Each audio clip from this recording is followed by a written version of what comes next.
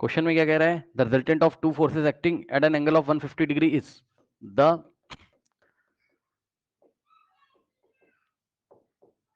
Resultant of two forces acting at an angle of acting at an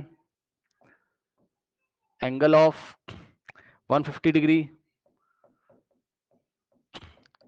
is 10 Newton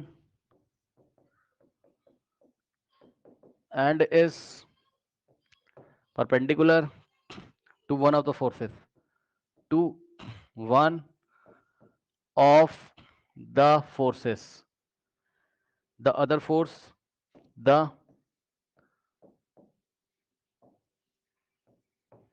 other force,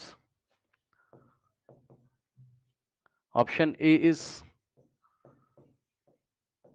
20 by root 3, option B is 20 Newton, option C is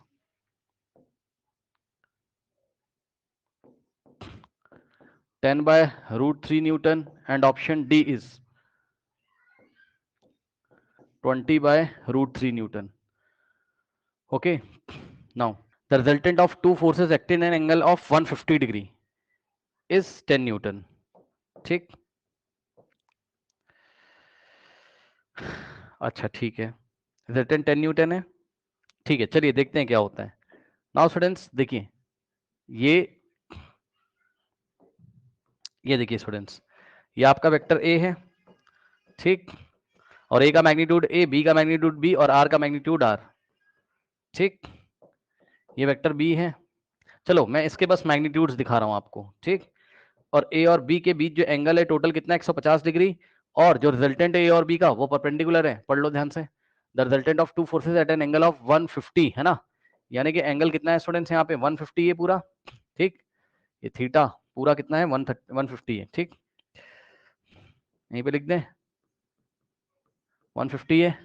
और सुनो, कह रहा है कि is 10 Newton, resultant of two forces acting at an angle of 150 is 10 Newton, ठीक। इनका जो resultant है 10 न्यूटन है, और सुनो ध्यान से, रिजल्टेंट का मैग्नीट्यूड 10 न्यूटन है, perpendicular to one of the two forces. दोनों फोर्स जो है इक्वल फोर्स तो नहीं है, चेक कर लूं जरा, इक्वल फोर्स तो नहीं है, नहीं इक्वल फोर्स नहीं, ठीक।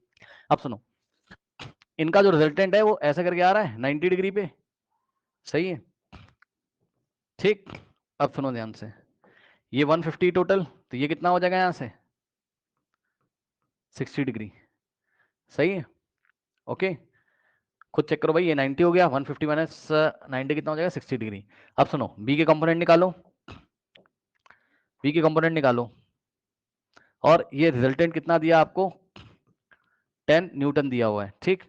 तो बी आ जाएगा इधर, बी का कंपोनेंट इधर आएगा क्या, बी cos 60, सही है, और इधर रिजल्टेंट आएगा बी का कितना, इधर बी sin 60, सही है। Other two force, the other force हमको निकालना है, ठीक है, ठीक है। हम एक काम करते हैं, हमने आर को ए पे परपेंडिकुलर माना है, तो अदर फोर्स कौन हो गया, बी, ये अदर फोर्स हो गया। तो आपको अदर फोर्स की वैल्यू बतानी है कि भैया कितना होगा ये, ठीक। तो इसको किस तरीके से देखिए हैंडल करेंगे, हम एक काम करते हैं, इसके कंपोनेंट में हमने इसको रिजॉल्व कर लिया, वही पुरानी कहानी अपनी, ध्यान से चेक करो। क्या आर को तो आप क्या लिख सकते हो,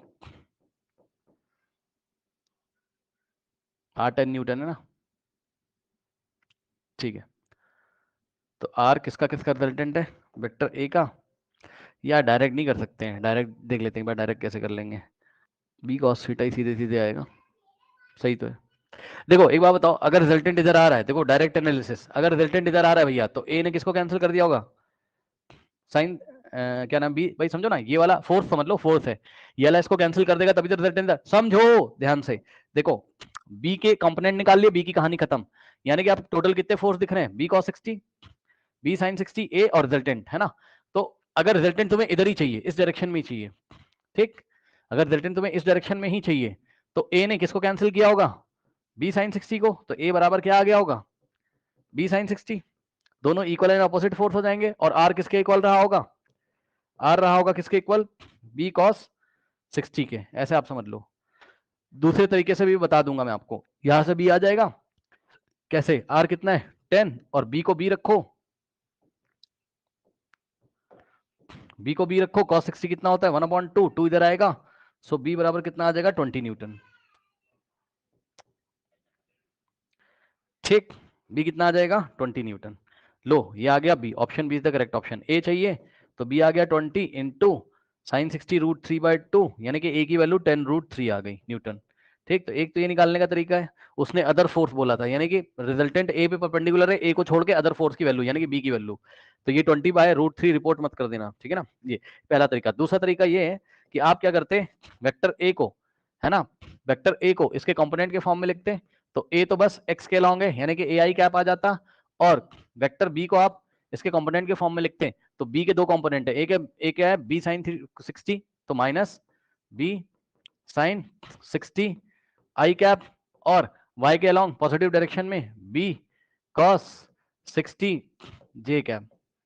करेक्ट, तो यहां से रिजल्टेंट आएगा, रिजल्टेंट क्या हो जाएगा, vector a plus vector b। Okay, तो a कितना आ जाएगा, यहां से a कॉमन लेंगे तो a माइनस क्या हो जाएगा b साइन 60 और प्लस b कितना आ जाएगा, अब b का तो ये बचेगा बस b cos 60 j कैप।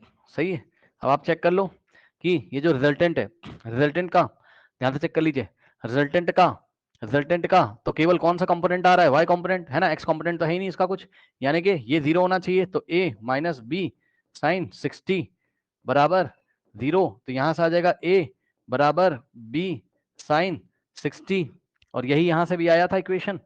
ठीक, और उसके बाद जो रिजल्टेंट बचा वो केवल, क्योंकि ये तो 0 हो जाएगा पूरा, है ना, तो रिजल्टेंट बचेगा केवल इसकी वजह से, तो भैया इसका जो मैग्नीट्यूड होगा वही रिजल्टेंट का मैग्नीट्यूड होगा, यानी कि r बराबर b cos 60। ठीक, तो b को निकालना है, r आपको 10 दिया है, b को निकालना है cos 60 1/2, सो b कितना आ जाएगा आपका 20, उठा के यहाँ रख दोगे तो a आ जाएगा। इस तरीके से आप इसको सॉल्व कर सकते हैं।